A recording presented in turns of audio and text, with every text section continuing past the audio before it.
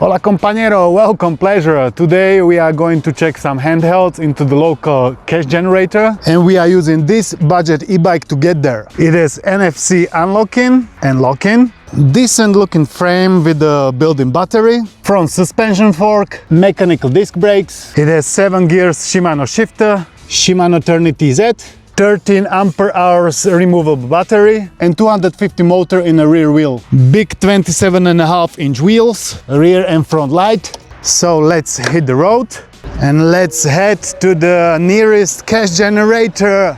It has 3 pedal assist modes. First pedal assist goes up to 15 kilometers per hour. Second goes up to 20. And third one is going up to 25 kilometers per hour. And unfortunately this e-bike cannot be unlocked. There is also built-in throttle. It works but only up to the speed 6 kilometers per hour. So it only goes as fast as you can walk.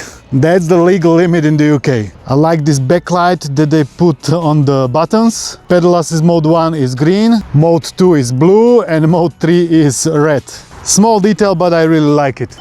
There is also a nice bell, first time I'm seeing something like this. Then there is also button for lights, menu button and button for when you want to push the bike. The display is quite large, but there is just the basic information. Battery indicator, actual speed, pedal assist mode, and here is the distance made. Or when you press menu button, it's gonna show you the overall distance. The acceleration is actually really good. I would even say it's too aggressive, because when I go really slow and then I pedal just 1-2 times, the motor is gonna switch on for like 2.5 seconds, which is really long time when you don't expect it. Again, like a 1 circle, and it switches on for like 3 seconds, which is really lot. And this unfortunately cannot be changed in the settings either. They told me to go to P settings, in here P11, and changed it to 3. I changed it even lower to 1, but it isn't working at all. Shifter is basic one, but it works. And there is only 1 front wheel. The ergonomics and the size of the e-bike did fit my height about okay. I'm 185 centimeters tall. Usually handlebars are too close for me, but here I felt comfortable using it. I like the shape of the frame. It kind of makes it look like a mountain bike. It's aesthetically pleasing. The battery is nicely hidden inside the frame. The top bar is not as high, but you still need to lift your leg like you want to go into a saddle. It's not exactly step-through frame. There is a front fork. This is a normal spring suspension. It provides some comfort when you're riding it on a bumpy surface. I was trying to hit the bottom with my full weight. I wasn't able to. It passed my test. You can also lock it and use it as a normal non-suspension fork. There is no rear suspension. You can only suspend it with your knees. I do like the tires. It's 27.5 inches in diameter and 2.5 inches thick. Kenda brand. I'm taking them over fat tires anytime. Those might be more shock absorbing, but these are much more maneuverable, even in wet environments when you are turning sharp into the corners. They are also good for all kind of terrain. When you pump them really strong, you can drive easily on a flat surface, but it's also good for any kind of grass or some dirt road. They say the max weight is 120 kilograms on the seat and 60 kilograms on the rear racking. The e-bike itself weighs about 25 kilograms. I think I haven't mentioned the model and brand yet. It is RCB G5. The mechanical disc brakes felt cheap and I had to do a bit of adjusting for the brakes to brake properly. There is also saddle, which one is okay. Rear racking, front and rear fenders from plastic, as well as lights. Pedals and cranks are from metal. The NFC lock is decent. I was using this feature for the very first time and I like it. You can just tap the LCD and it unlocks automatically. Same with locking it. In case you don't have the NFC tag for unlocking, you can still unlock it with a password. However, you still need to use proper chain lock if you want to leave it in front of the shop, for example. The thief is not gonna be able to turn it on. but you can just jump on it and pedal it away. Pedals do still work, and it's relatively easy to pedal even without the motor turned on. It has slim tires and the weight is just 25 kilograms, so the resistance is not huge, like with those fat tires e-bikes. Battery can be only removed with the key. You can charge the e-bike with the battery inside the frame, or you can charge the battery by itself without the e-bike. The capacity is about 10.5 ampere hours, and it's gonna take like 6 hours to charge. Long time, I know. They should have already implemented the fast charging. The capacity of the battery is going to last for about 60 kilometers more or less. I did test it with myself and I have about 85 kilograms. And it was mostly on a flat surface with the pedal assist mode 3. That means the fastest mode, the most assistance. You might go a bit further than that, but not by much. And if you're gonna climb some longer hills, it's definitely gonna last less than 60 kilometers. They claim there is also some kind of intelligent battery management system. Now to the motor. All these budget e-bikes are using pedal assist mode system. That means it only helps to a certain speed. If you are on a mode 2, then up to 20. If you go 21, it doesn't help you. You need to change it to the mode 3, then it will help you up to 25. This is like the more aggressive style of helping. The other is the torque system. This one helps all the time and you can choose how aggressive you want it to be. I've also noticed one software fault. The speedometer wasn't going above the set speed limit.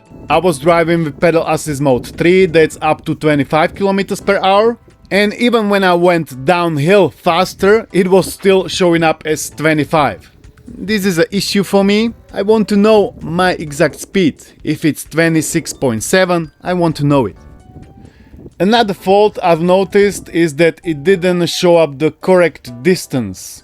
For example, I drove the exact same distance with my brother on different e-bike. I even double checked it with Google Maps and the distance was always wrong. It was always showing it less than it should be. I think this is somehow connected with the 25 kilometer limit, because when it doesn't detect it goes faster, it cannot even count it correctly, right? I guess it's not a big deal, but it definitely should be fixed. We finally arrived to our destination, Cash Generator UK, my favorite shop, especially this one. It's in a good area and usually with a lot of good stock. And this time it was exactly same, because right when I was walking in the window I saw boxed PS Vita Slim in a black color. It took me a second to get out of my habit to buy everything as long as it's a good price. So in the end I resisted the urge and I left the Vita Action Mega Pack for 90 in there. This was kinda okay deal. You can still find decent Vita deals in the UK, but I'm aware in other countries it's much harder. Then we have some switches, regular for 99, OLED for 140. Switches are great for modding and they go for dirt cheap, as you can see. Next row, ROG Alive for 350. This was 16 GB RAM and 512 GB SSD. This is also kinda decent price in my opinion. I thought they are going for more than that. ROG Ally X next to it for 650, 24 GB of RAM and 1 TB SSD.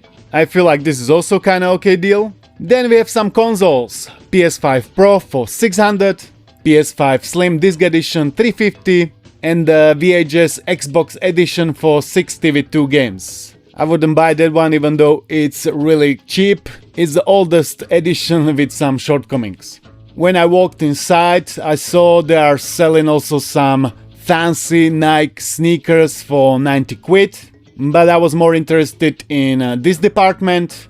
Retroid Pocket 4 Pro 130, PSP 1000 70, 2DS without charger for 40 and with the charger for 60.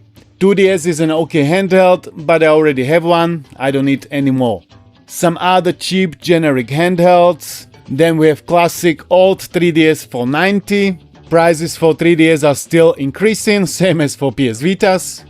Bunch of other switches for good prices. Switch 2 for 350, some Pandora boxes, Xbox Series X, Series S, Xbox One S, 500 gigs for 50, that's a good price.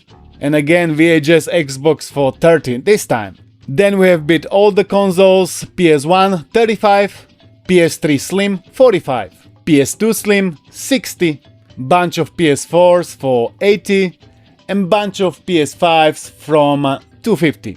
Another habit of mine is to always check these cheap old classic phones, but there was nothing interesting in there this time. DJI Osmo Pocket 3 Creator Combo for 350. As I said, this shop never disappoints me. This time also it was full of great deals. When I was leaving, I was tempted yet again by the Black Vita Slim. I ended up resisting. Yet again I realized I don't really need any more handhelds or consoles in my life. You know how it is. You buy it, you pump it up, and then it ends up buried in the mess somewhere. Then I came back from the shop, and for the next few days I was using the e-bike, and then this fault developed, heavy squeaking of the pedals. I've told the company about it, I sent them a video, and they said it's most likely bottom bracket. They sent new one, I had to go to bike repair shop to change it, cause you need some special tools and I didn't have them. I had to pay extra 20 quid. They changed it for me and the noise was gone, luckily. Not sure how it can squeak as loud, as fast with the brand new e-bike. I guess they've used some bad part or something.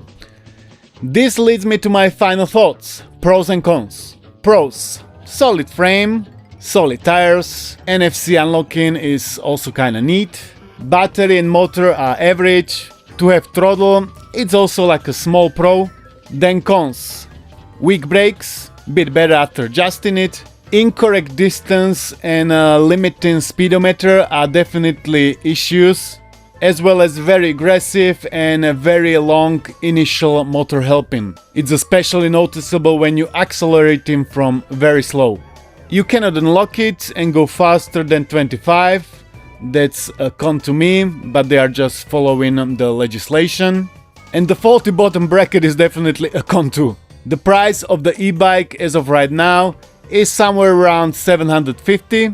They're selling it on Amazon and Decathlon for more, but on their website it's somewhere around 750, which is kinda okay price. Overall, I like the e-bike. If it wasn't for the squeaking bottom bracket, I would have easier time to say it's worth it. Now I have to say it's not bad. It has some software issues and there might be some squeaky noises coming out of it. If you enjoyed this video and it helped you, give it a thumbs up. I would like to send a huge thanks to all of my Patreons and channel members. Your support is greatly appreciated. Thanks to you for watching and I will see you in the next one. Peace.